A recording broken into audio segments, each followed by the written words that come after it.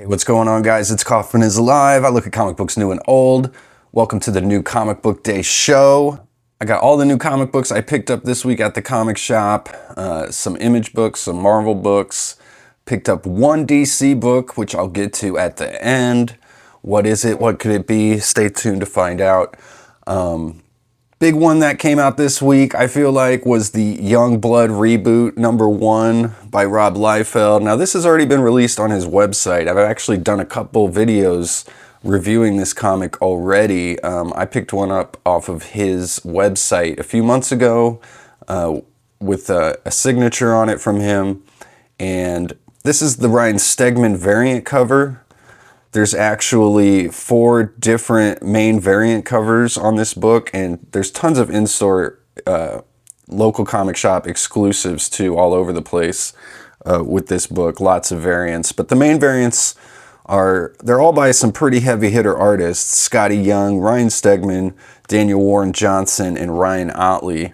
Those are all probably some names you've heard before. And I got the Ryan Stegman cover. This was actually the one I really wanted. And when I went to my shop, they only had this and one other copy of the polybagged with the playing card on the shelf. They probably had some more in the back, but for the day it came out, there was only 2 left when I got there. I got there around 5 o'clock in the afternoon, so a little bit later in the day. But like I said, was able to pick up the cover that I wanted by Ryan Stegman, one of my favorite artists, the current artist on X-Men. He's done a lot of work on Venom and a bunch of other stuff. But this is a comic book I've already done a review on. I've read it. It's, like I said, the reboot of Youngblood. We got Chapel back on the team, which is cool. And they battle the bad guy Xerxes here, who's kind of like a gold strife. But with Liefeld, you either love him or hate him. I personally am a big fan of his stuff. I think he's got a real DIY, style to what he does. He's not a trained artist. To me, he just feels like he's always embodied the spirit of just like, the 10-year-old kid picking up a pencil and drawing comic books. And he's never really changed.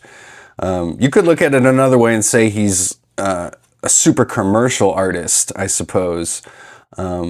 Which is kind of the exact opposite of like DIY punk rock. But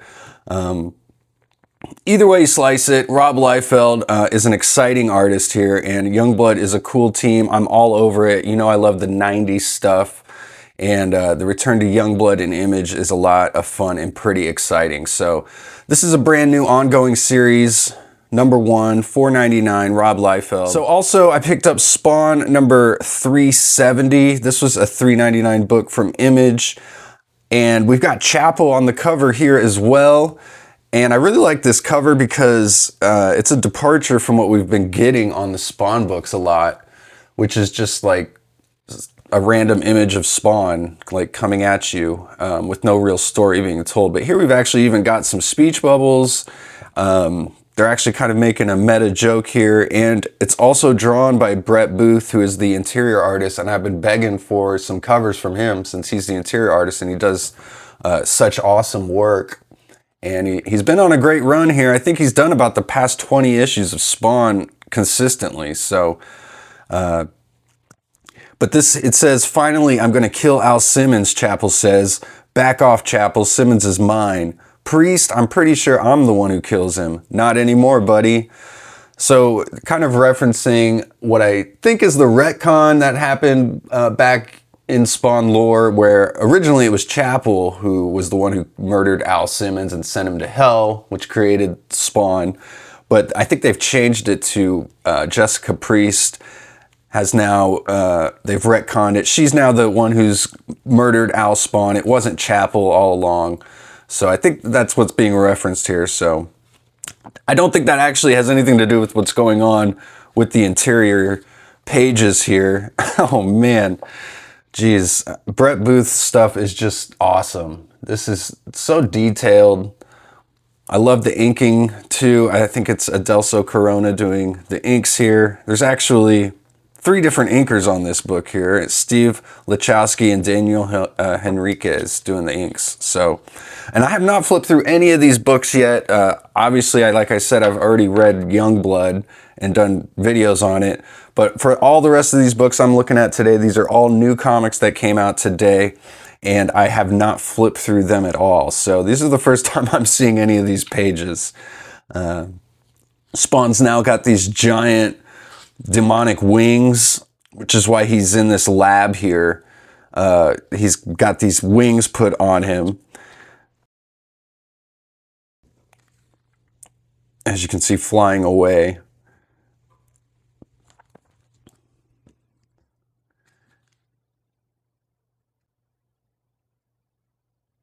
But the kid in me just had such a fun week at the comic book shop. I mean, picking up Spawn and Youngblood's still here in the year 2025. G.I. Joe's got a whole bunch of great stuff. X-Men, I mean, it's just so much fun. I love that these comic books, these teams and these characters still have such great creative teams behind them, and they're still putting out comic books here. Maybe I'm the only one buying them. I don't know. Let me know in the comments if you're picking up any of these books. But I've been really digging Spawn with Brett Booth, and looks like he's teaming up with Dracula here. I like the feel of Spawn, that it's taking it's got more of like a superhero feel to it the past few issues, and I really like the direction it's going. And obviously Brett Booth, one of my favorite artists. And we've also got Todd McFarlane doing the writing on this issue. Looks like they might be trying to find a new long-term writer for Spawn, with McFarlane stepping in. He doesn't usually do the writing, but maybe he's sticking around. I don't really know. So we got G.I. Joe here. I picked up 2 different issues of G.I. Joe from 2 different series, both by Image Comics. G.I. Joe, A Real American Hero, number 322. I got the Andy Kubert cover here. And we got Snow Job with a couple other of the Joes on the cover here on a snow mission that actually looks like it starts in the desert, funny enough. We got Paul Pelletier doing the artwork, Larry Hama doing the writing. The previous issue was the homage to the silent issue, number 321. And it was a silent issue.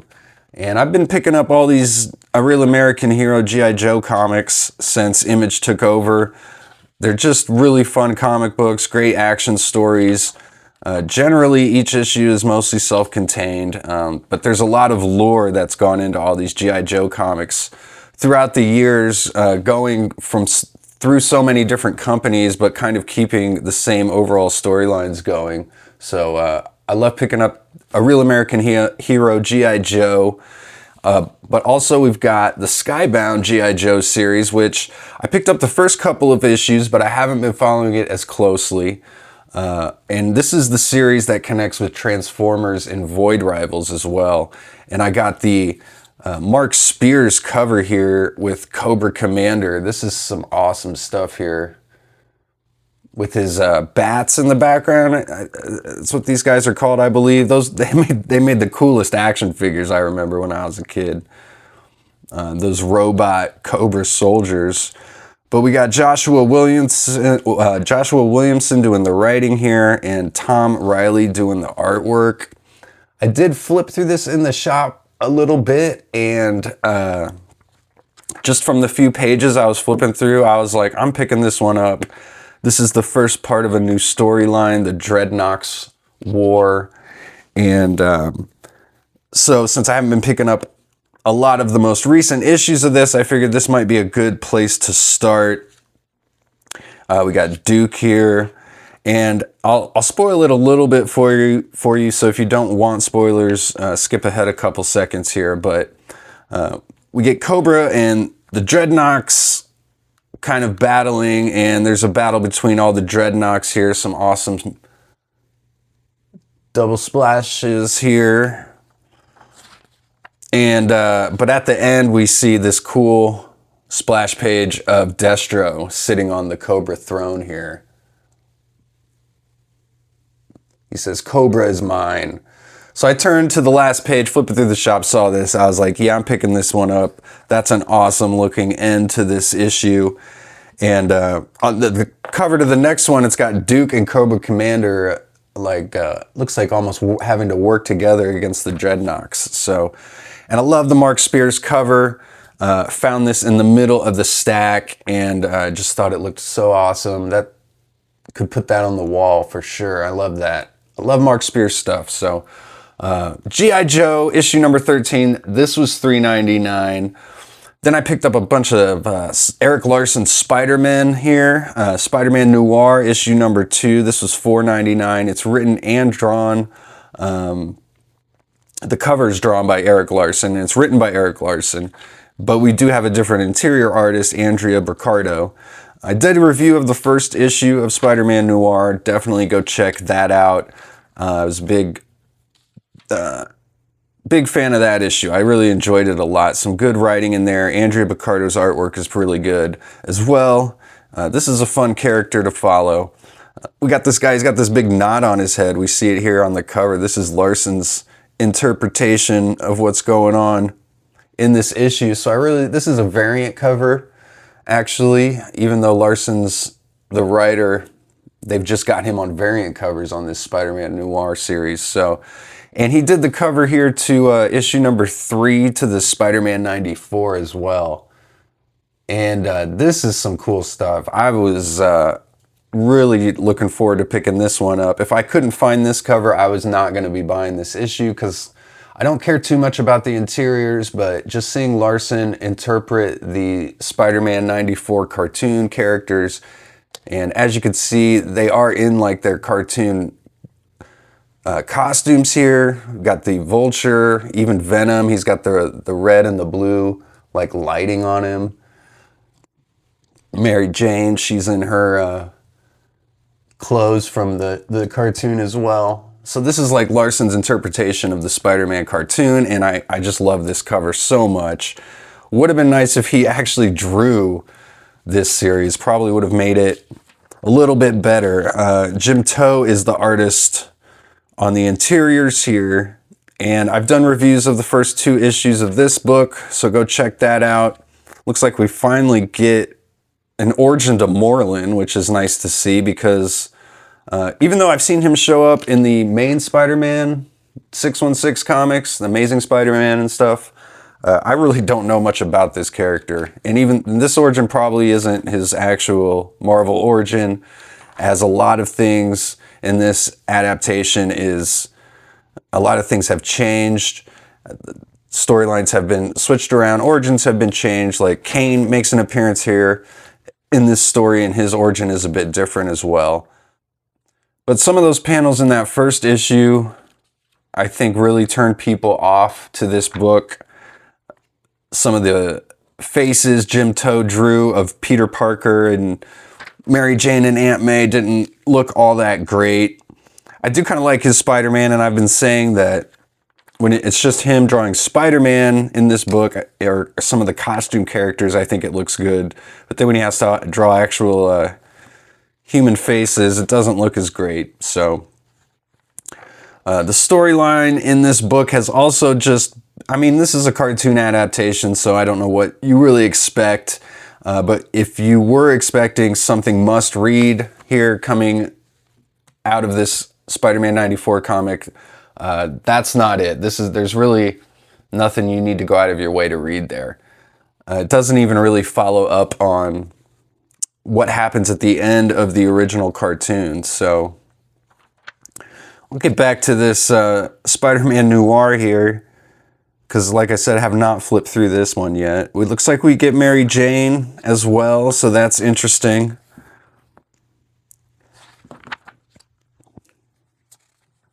And we get Spider-Man battling Nazis, of course, which is always cool to see.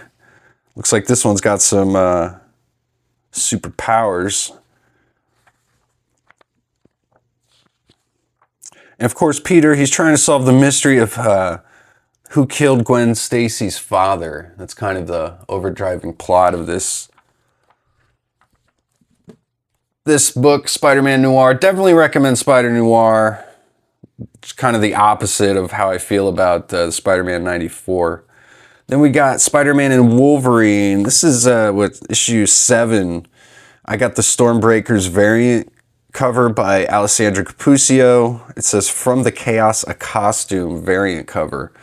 I don't know what that's in reference to, but we do get Alessandro Cappuccio's interpretation of Wolverine's costume. I kind of like this. It kind of looks silly with the giant V-neck.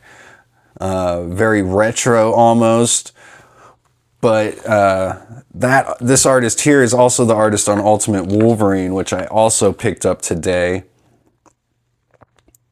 So I liked him drawing like that, the real Wolverine, a version of him there. So that's kind of why I picked this cover up. This series has been drawn by Kari Andrews.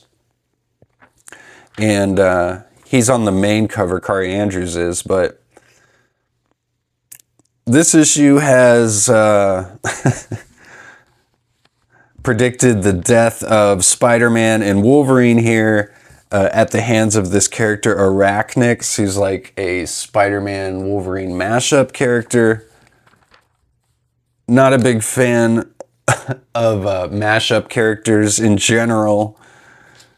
But I'm going to give Kari Andrews, the artist here, the benefit of the doubt. I think he might be able to do something cool with all this. I really love his Spider-Man. Very much a Todd McFarlane feel to it. And this series has been a lot of fun. This is kind of the beginning of a new story arc. This and the previous issue. And the whole first story arc was pretty good. I definitely recommend checking it out. I've done reviews of all that. Kind of an homage here to Wolverine going through the sewers from the Dark Phoenix saga. I think that's what this kind of reminds me of with Spider-Man behind him. But as you can see, kind of a McFarlane-esque Spider-Man.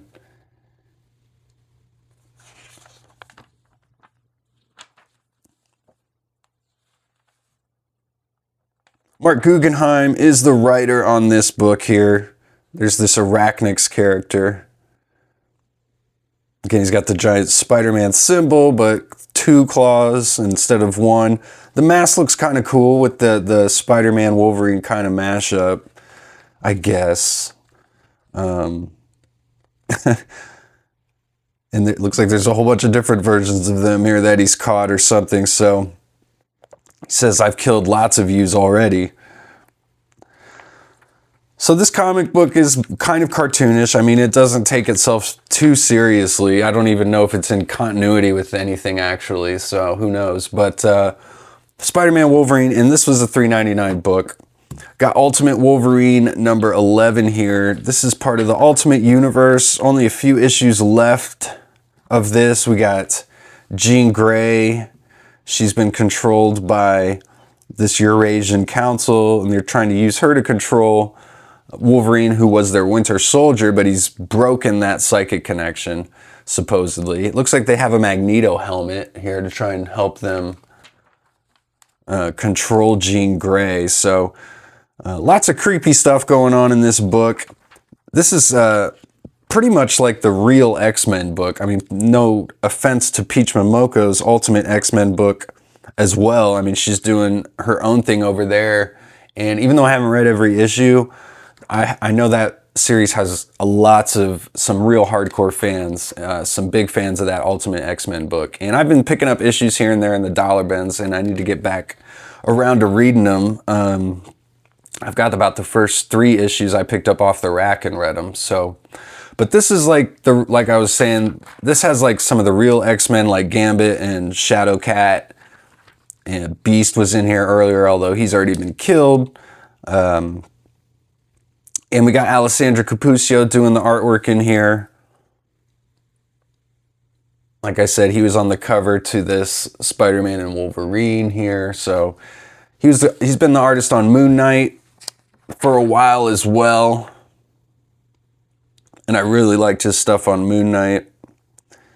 But they've been, looks like, spoiler alert here, looks like they've killed off all of the X-Men that were kind of this X-Men team that had been forming here which doesn't surprise me too much because they already killed off a whole bunch of them in some previous issues. They're taking Wolverine through hell here, and I'm assuming that a big battle between him and Colossus is what this is all leading up to, or maybe Magic and Colossus, and maybe Omega Red all teaming up against Wolverine in one big final battle. But this has been a pretty awesome series. It's really dark, pretty violent, and like, as you can see, they're pulling no punches here.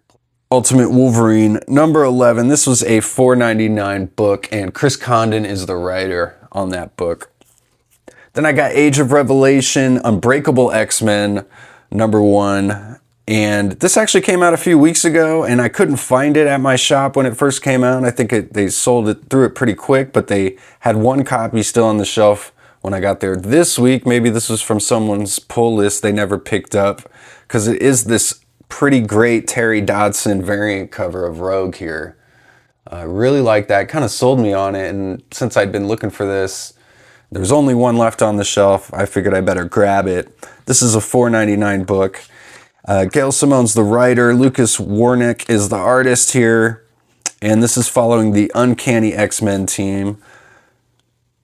This is spinning out of the pages of Uncanny X-Men, now called Unbreakable X-Men, for these 3 Age of Revelation issues.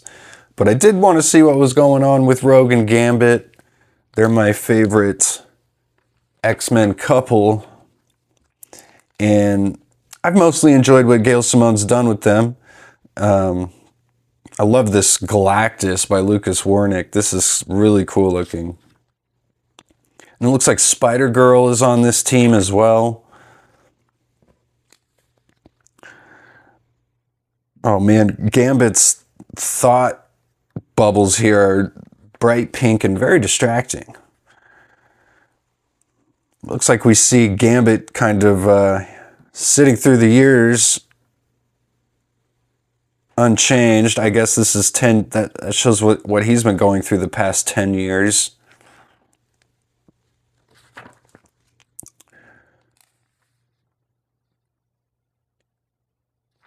It looks like he's longing for Rogue, so interested to read this and see exactly what's going on here in this book.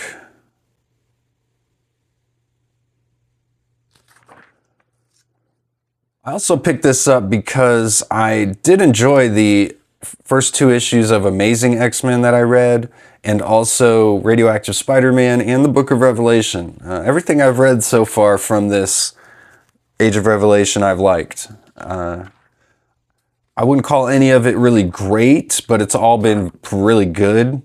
So I'm probably going to stop with these though. Unbreakable X-Men, I'm probably not going to pick up any more of the Age of Revelation X-Men stuff. 2 or 3 series is enough for me, I think. But Unbreakable X-Men number 1. The final book I picked up, the only DC book I picked up, was Batman number 162. This is, of course, continuing Jim Lee and Jeff Loeb's Hush 2. Kind of silly, they already have the new Batman series out, and it's already at issue number 3. And the series it replaced is still being published here at issue number 162. This did get delayed a little bit. They're not quite done with this Hush 2 storyline, and Jim Lee's return to Batman has really been overshadowed by Absolute Batman and the new Batman series as well, with Jorge Jimenez and Matt Fraction. So, which is weird. And I've seen a lot of people say they haven't really enjoyed this Hush 2 that much. It's been all right to me. I mean, I haven't been blown away either. I do like the colors here on this issue. Really bright, nice looking colors on this one. But I think they delayed it to give the new Matt Fraction Batman and Absolute Batman, give kind of them their own months to get some people to buy those books.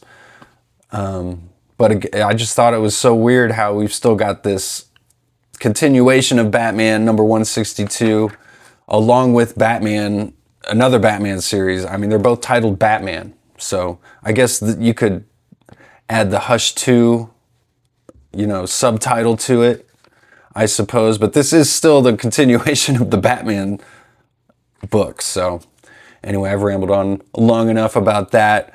This looks like a pretty action-packed issue here. And it's great to see Jim Lee back doing interior pages. So get it while you can, because he's not going to be around much longer. He's not getting any younger.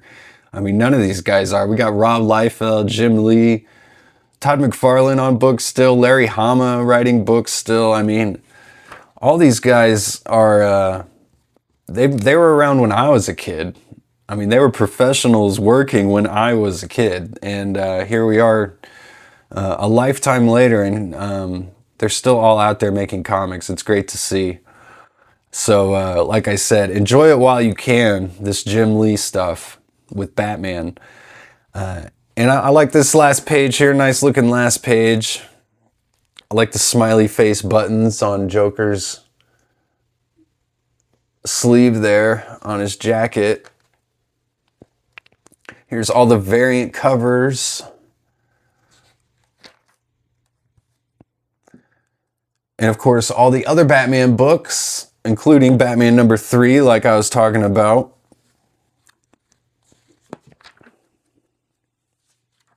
There's also a preview for the DC KO Night Fight. And this was one I was thinking about picking up. This DC KO Night Fight looked pretty cool. It's got Dan Mora doing the artwork, and it's a battle between all the Bat family characters. We only get 4 pages here, but a good taste of what's going on here. So, Batman Hush 2, Batman number 162. And this was a $4.99 book. And that's all I got for this week. Thanks again for watching, you guys. Go check out my channel. I got playlists of all my videos. Go check those out. I got shorts that I post daily. And yeah, that's about all. So thanks again for watching. Please subscribe if you haven't yet. And go read comics.